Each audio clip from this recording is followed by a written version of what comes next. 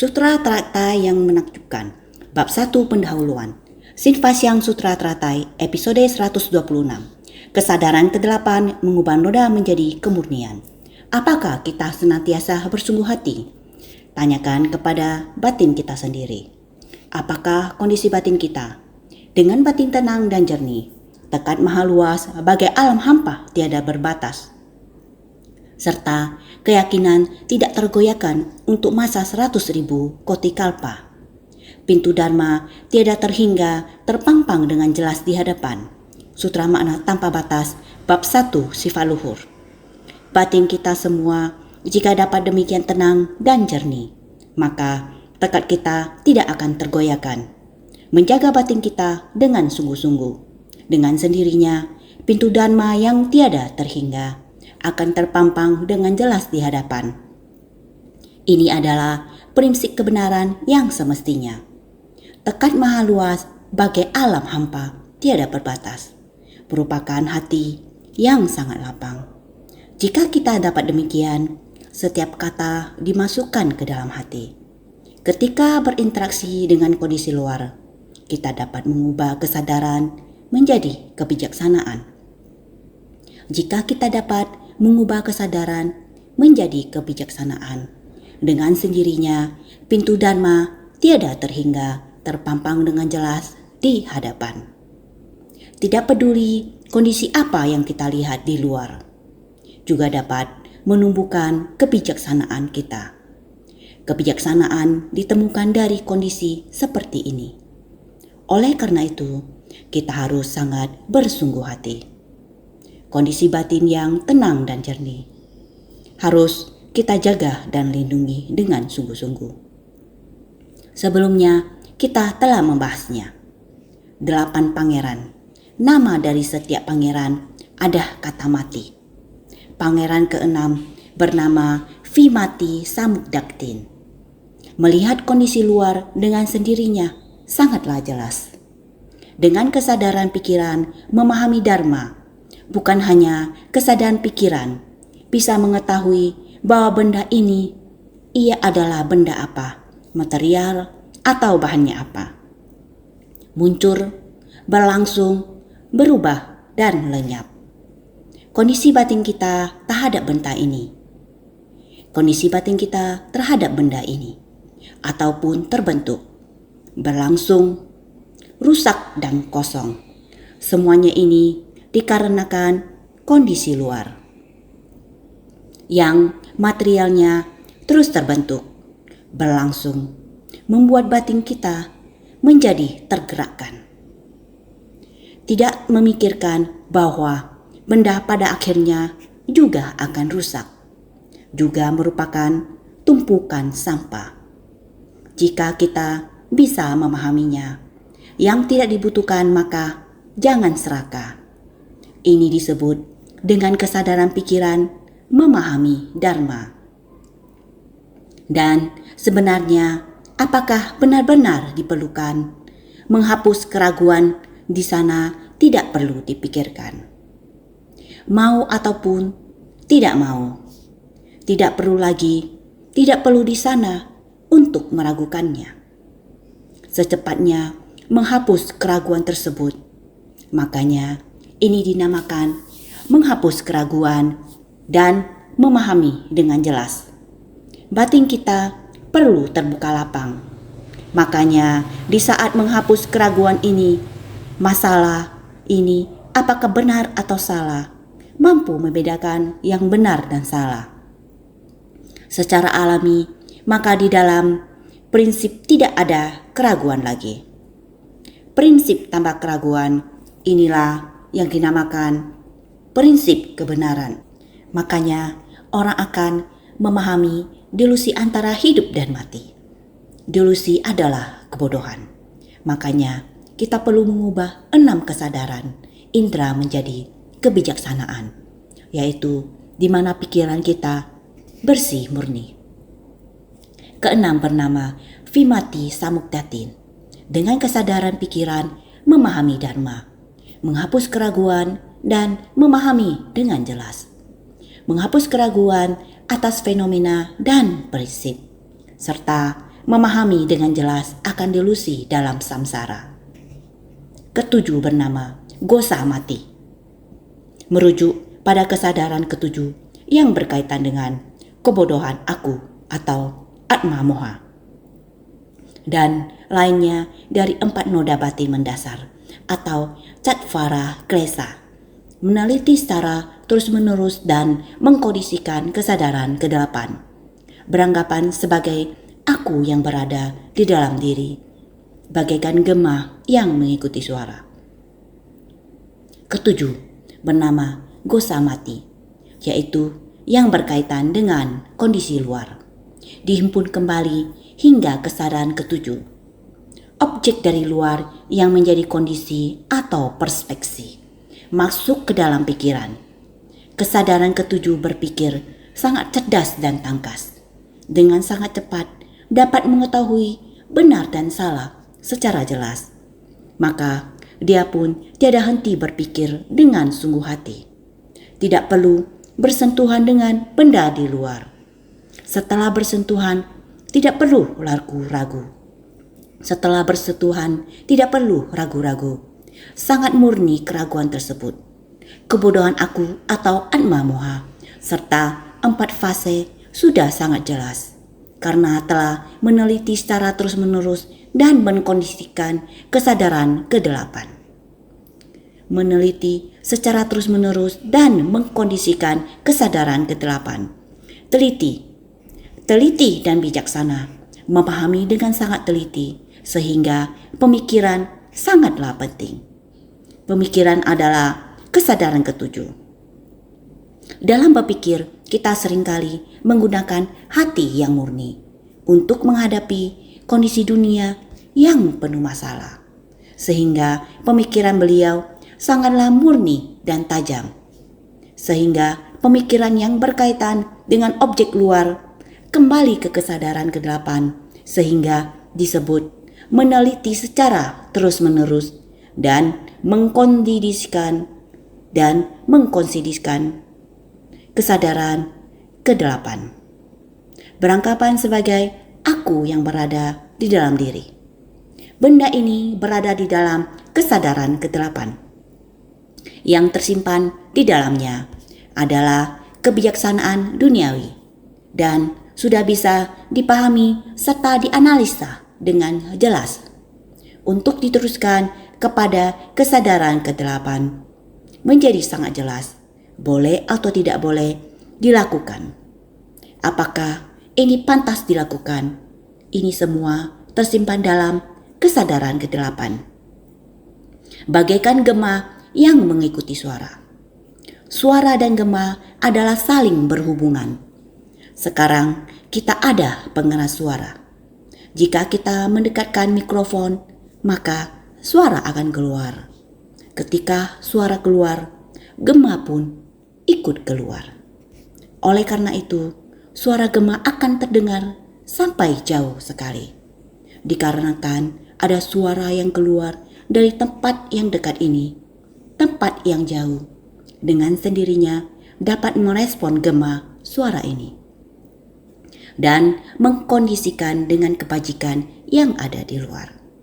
Kemudian disimpan ke dalam kesadaran ke-8. Coba bayangkan, inilah yang dinamakan gudang kesadaran yang terdapat di dalam memori kita. Semuanya adalah kejadian yang bajik. Di dalam pemikiran kita, semuanya adalah memberi manfaat kepada orang banyak. Ketika kita melihat sesuatu kondisi, kesadaran pikiran kita akan memunculkan tindakan yang bijaksana. Pikiran kita harus memiliki fungsi seperti ini. Ke-8 bernama Dharma Mati. Kesadaran ke-8 menyimpan segala fenomena Dharma. Terkontaminasi dan tak terkontaminasi, bajik dan jahat, sesat dan benar. Yang tersimpan di dalam kesadaran ke-8 adalah hal-hal yang terkontaminasi. Terkontaminasi, kita semua tahu bahwa ini adalah kerisauan. Kerisauan timbul karena pengaruh dari luar, lalu masuk kembali ke dalam kesadaran kedelapan kita. Ketika satu pikiran ketidaktahuan muncul, maka lahirlah keserakahan, kemarahan, kebodohan, kesombongan, dan keraguan. Setiap hari kita berhubungan dengan kondisi luar, orang, masalah, dan benda. Inilah yang dilakukan oleh orang awam dalam kehidupan sehari-hari. 6 kesadaran indera berhubungan dengan objek luar, menyerap berbagai bentuk dan fenomena, lalu dibawa ke kesadaran ketujuh untuk dipikirkan dan diproses. Setelah itu, semuanya disimpan dalam kesadaran kedelapan dan menjadi benih atau karma. Benih ini tersembunyi dalam kesadaran kedelapan, sehingga menyimpan kerisauan yang tercemar di dalam hati. Itulah yang disebut penyimpanan. Suatu hari, ketika peristiwa itu teringat kembali, atau ketika kondisi yang serupa muncul, kita mulai mengeluarkannya kembali, mengeluh, menyimpan dendam, lalu memperbanyak dan mengulang-ulang kerisauan. Inilah yang disebut terkontaminasi. Bagaimana jika itu tak terkontaminasi? Maka yang ada selamanya adalah kebijaksanaan. Satu pikiran yang murni secara alami adalah sifat hakiki kita, tanpa ada pergerakan pikiran yang keliru. Namun, ketika muncul gerakan pikiran yang keliru, kita sudah berada di dalam roda tumimba lahir. Kini, kita kembali bertemu dengan Dharma Buddha. Air Dharma membersihkan kita, membersihkan kegelapan batin, serta segala kerisauan kita hingga menjadi murni. Kita pun kembali pada sila, samadhi, kebijaksanaan, pembebasan, serta pengetahuan tentang pembebasan. Jika keadaan ini telah tercapai, maka kondisi tersebut disebut dengan tak terkontaminasi. Oleh karena itu, apa yang tersimpan dalam kesadaran kedelapan adalah kebajikan dan keburukan. Semuanya satu persatu dikumpulkan dan tersimpan di dalam kesadaran kedelapan. Namun, jika dapat kembali pada keadaan tidak terkontaminasi, maka itu adalah kebajikan. Jika masih terkontaminasi, maka itu adalah keburukan. Maka dari itu, segala fenomena, baik yang sesat maupun yang benar, semuanya tersimpan di dalam kesadaran kedelapan. Ketika kesadaran kedelapan mencapai dharma mati, itu berarti kembali pada sifat hakiki yang murni. Di dalam seluruh gudang kesadaran tersebut, segala sesuatu yang tersimpan adalah dharma. Di dalam kesadaran batin, semuanya adalah dharma. Dari kondisi luar yang dimulai dari kesadaran mata, lalu telinga, hidung, lidah, tubuh, dan pikiran, dan terus berlanjut ke kesadaran berikutnya. Semua kesadaran itu telah berubah menjadi kebijaksanaan. Oleh karena itu, melalui segala kondisi luar, semuanya menjadi sarana untuk memberi manfaat bagi banyak orang. Kembali ke jalan pencerahan yang besar dan lurus. Jalan besar yang lurus dan luas ini adalah jalan yang membimbing kita menuju pada keadaan Buddha, raja pikiran yang bebas dari delusi dan mendapatkan kesadaran akan kebenaran, muak dan menjauhi nafsu keinginan dari 3 kelompok alam, senang akan jalan tak terkondisi dari kendaraan tunggal, juga ikut meninggalkan kehidupan berkeluarga. Kesadaran kedelapan mengubah noda menjadi kemurnian. Apa yang dimaksud dengan raja pikiran? Raja pikiran adalah 8 kesadaran. raja pikiran harus menjauh dari ilusi. Artinya harus senantiasa terlepas dari pikiran-pikiran delusi. Oleh karena itu, raja pikiran harus meninggalkan segala bentuk kesesatan, mendapatkan kesadaran akan kebenaran. Berarti apa yang telah direalisasi dan dipelore adalah dharma yang sejati. Dengan demikian, seseorang mampu melepaskan diri dari keinginan dalam 3 alam, yaitu alam keinginan, alam bentuk, alam tanpa bentuk. Sebagian orang menjelaskan 3 alam ini secara sangat abstrak, seolah-olah tidak dapat dicapai oleh batin kita. Namun sebenarnya, dalam kehidupan duniawi kita sendiri, sudah terdapat 3 alam tersebut. Alam keinginan, kehidupan yang terus-menerus mengejar nafsu dan keinginan. Alam bentuk, ketika melihat sesuatu yang menyenangkan, meskipun tidak lagi menggunakan cara yang tidak benar untuk mempelorenya, namun masih menikmati dunia yang berbentuk dan berwujud. Alam tanpa bentuk, melangkah lebih jauh lagi, yaitu melepaskan sepenuhnya segala sesuatu yang berbentuk dan berwujud, hingga mencapai kondisi tanpa bentuk dan tanpa rupa. Tidak cukup hanya tak berwujud dan tak berwarna. Pikiran kita harus tidak melekat pada keadaan tersebut dan harus kembali kepada sifat Buddha yang murni dan alami. Dalam keadaan ini, pikiran kita secara alami bebas dari gangguan. Inilah yang kita latih untuk dicapai, sehingga kita harus menjauhi nafsu dari 3 alam dan bersukacita mencari apa yang kita butuhkan. Senang akan jalan tak terkondisi dari kendaraan tunggal. Kendaraan tunggal mengacu pada kendaraan besar, yang mana merupakan kendaraan bodhisattva, mengubah diri sendiri dan orang lain. Pencerahan diri, orang lain dan pencerahan yang sempurna, inilah yang disebut dengan tak terkondisi. Berarti pikiran tidak terikat dengan keadaan di luar. Ingin memiliki, menganggap ini milikku. Tidak ada, telah kembali lagi ke keadaan alaminya. Tak terkondisi berarti tidak ada keinginan. Inilah jalan pencerahan yang agung. Jadi pada bagian sebelumnya disebutkan bahwa ada 8 pangeran itu melihat ayah mereka meninggalkan kehidupan duniawi dan mencapai anuttara samyak sambodhi. Oleh karena itu, ke-8 anak tersebut juga mengikuti ayah mereka untuk menjalani kehidupan spiritual. Makna dari hal ini adalah bahwa hakikat Buddha kita yang murni dan sempurna pada dasarnya begitu jernih dan bebas.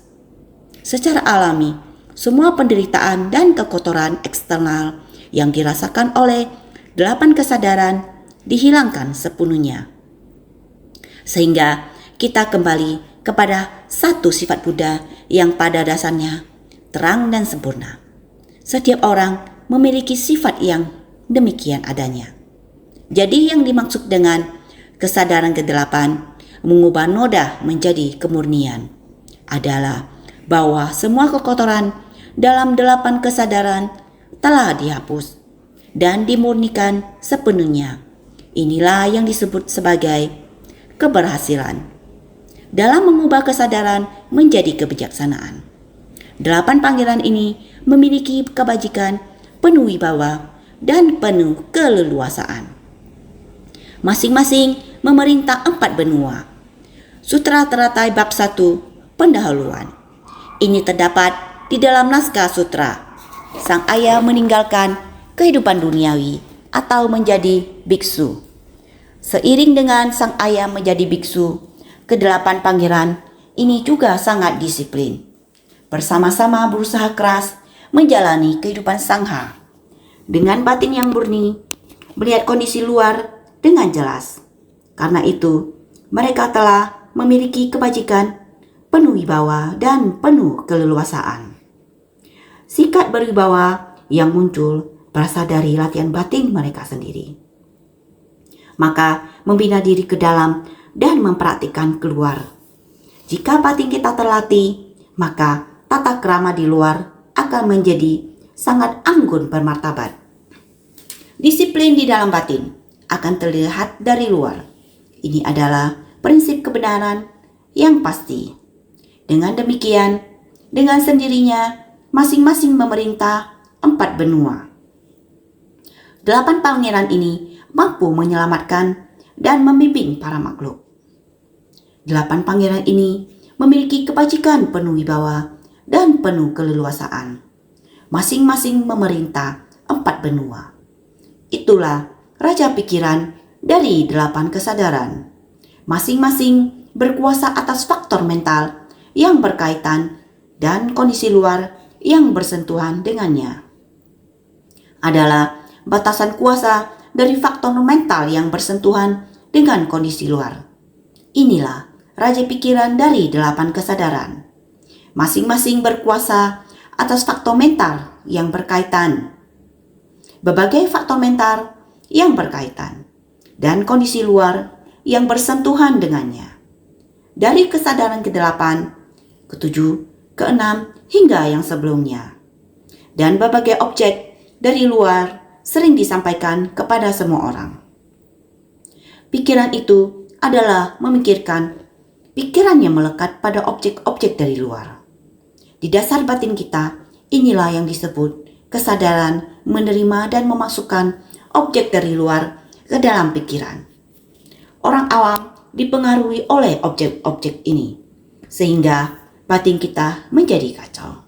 Pikiran mulai berkembang. Muncullah banyak keserakahan, kemelekatan, dan kegelapan batin. Jika bisa mengubah kesadaran menjadi kebijaksanaan, ini merupakan kebijaksanaan terletak pada kesadaran ke-8. Demikian mampu berkuasa atas faktor mental yang berkaitan. Tempat batin kita berada sesuai dengan kondisi di luar, kondisi batin dan buruk, dan lainnya, sehingga sekarang sudah bisa memimpin, baik bajik maupun buruk. Karena 8 kesadaran tersimpan adanya kebocoran, tiada kebocoran, serta baik dan buruk. Semua tersimpan di kesadaran ke-8. Sehingga telah ada pengendali pikiran di 8 kesadaran. Kembali pada pengendali pikiran, dia mampu membawa bajik, buruk, kebocoran, tiada bocor, menuju jalan kesadaran Maha Bodhi. Sehingga bodhisatwa sekalian, sekarang kita semakin memahami kesadaran batin kita dari kondisi luar, sampai pada yang kita lihat dan pahami. Apa yang mau kita lakukan dengan pikiran kita? Hanya antara awam dan suci.